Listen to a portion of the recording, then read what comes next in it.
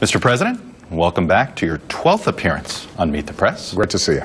Thanks for doing this. We start with a very basic question. Are you preparing the country to go back to war? I'm preparing the country to make sure that we deal with a threat from ISIL. Keep in mind, this is something that we know how to do. We've been dealing with terrorist threats for quite some time. This administration has systematically dismantled al-Qaeda and the Fatah.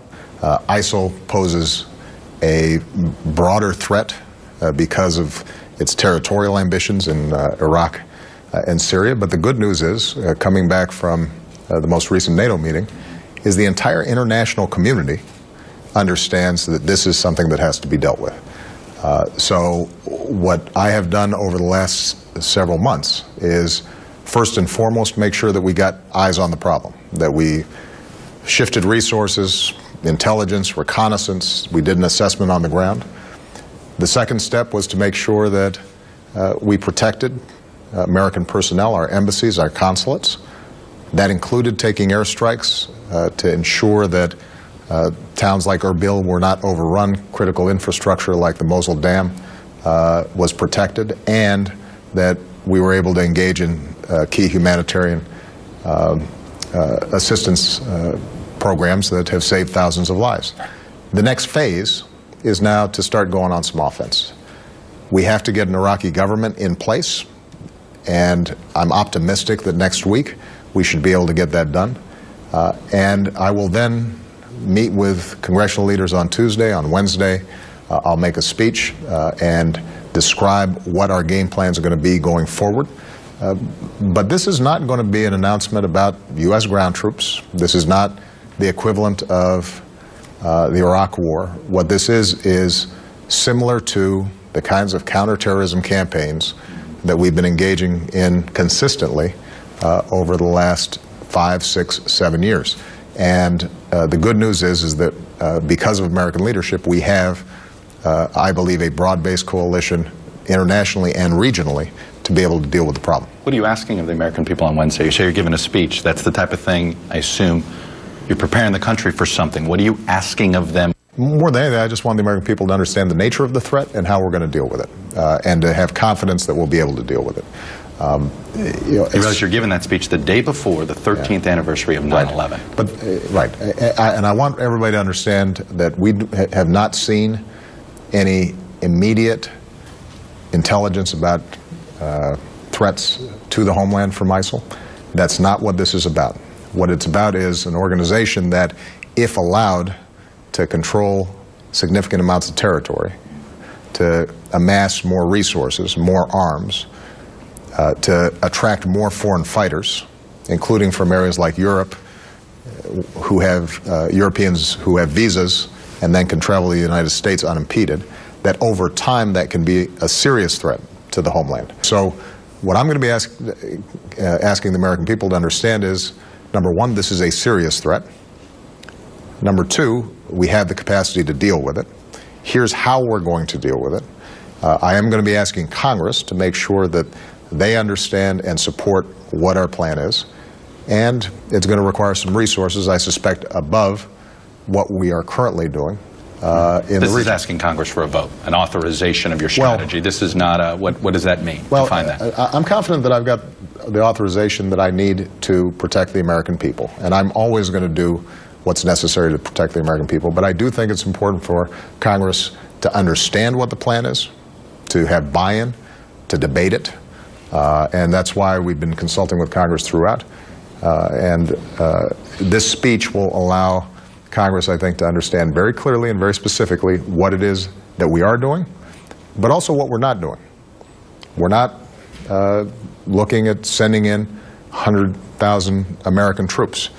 We are going to be, as part of an international coalition, carrying out airstrikes in support of work on the ground by Iraqi troops, Kurdish troops.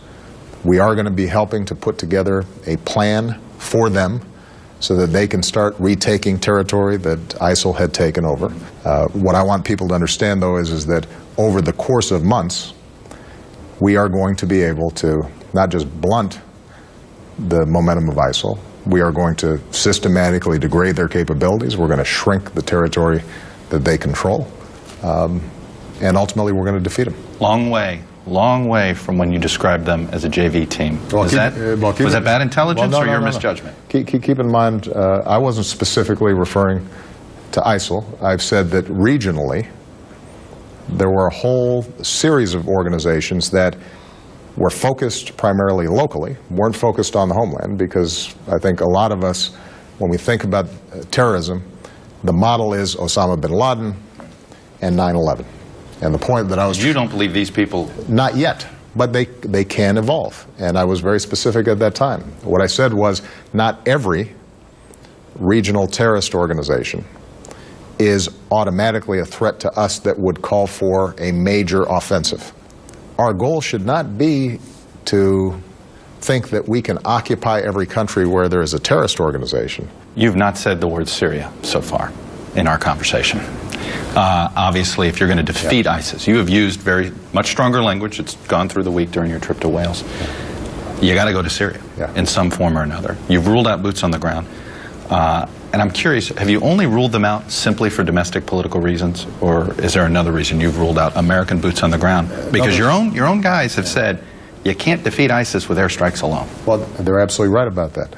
But you also cannot, over the long term or even the medium term, deal with this problem by having the United States serially occupy various countries all around the Middle East. We don't have the resources. It puts enormous strains on our military, and at some point we leave, and then things blow up again. Well, that's what happened with Iraq. So we've got to have a more sustainable strategy, which means the boots on the ground have to be Iraqi.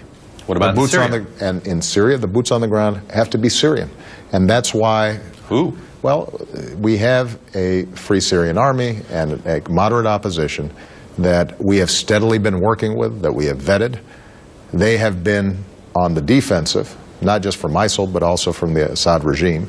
The strategy, both for Iraq and for Syria, is that we will hunt down ISIL members and assets wherever they are.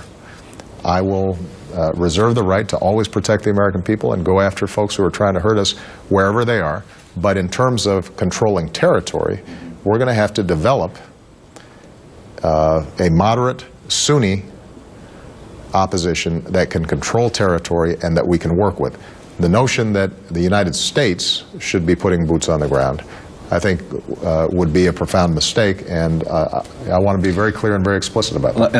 I got a somewhat snarky email from a casual viewer who said, the United States gives a lot of military aid to Saudi Arabia. It's about time they use it. What do you say to them? Well, I think that it is absolutely true that we're going to need Sunni states to step up. Not just Saudi Arabia, our partners like Jordan, United Arab Emirates, Turkey. They need to be involved. This is their neighborhood. The dangers that are posed are more directed at them right now than they are us. And the good news is, I think, for perhaps the first time, you have absolute clarity that the problem for Sunni states in the region, many of whom are our allies, is not simply Iran. It's not simply a Sunni-Shia issue. Sunni extremism, as represented by ISIL, is the biggest danger that they face right now. Assad, we're essentially putting aside that priority that Assad must go because ISIS is a more direct threat? You know, the reason we're in this situation is because Assad brutalized his people and specifically brutalized a Sunni population that is the majority in Syria.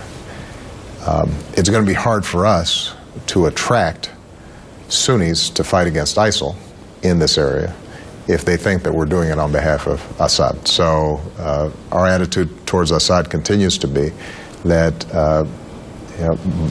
through his actions, through using chemical weapons on his own people, dropping barrel bombs that kill innocent children, that he has foregone legitimacy. But when it comes to our policy and the coalition that we're putting together, our focus specifically is on ISIL. Part one of my interview there. Some of you may have noted that I said the president hadn't mentioned the word Syria at all in one of my questions. He had mentioned it, but he hadn't said whether he was taking military action there. Let me get a little bit of reaction here. Joe, Nia, Andrew.